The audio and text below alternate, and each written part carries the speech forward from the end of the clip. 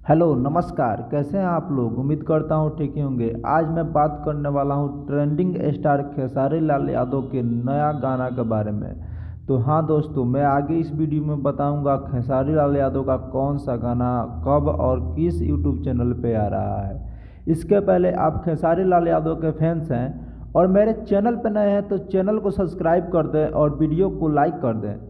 तो मैं आपको बता दूं, खेसारी लाल यादव का गाना तबला बहुत ही ज़बरदस्त सुपर डुपर हिट रहा। उसके बाद अब एक और गाना आ रहा है सारे गामा हम यूट्यूब के चैनल पे, और आप लोग उस पे जाकर बहुत सारा प्यार दें।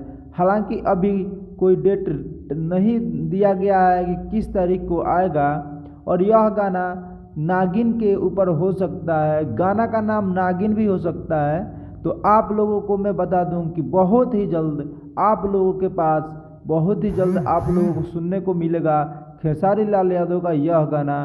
तो आप लोग जाएं और जाके अपना प्यार दुलार दें। तो आपको यह वीडियो कैसी लगी नीचे कमेंट बॉक्स में ज़रूर बताएं। तो मिलते हैं अगले वीडियो में, तब तक के लिए बाय।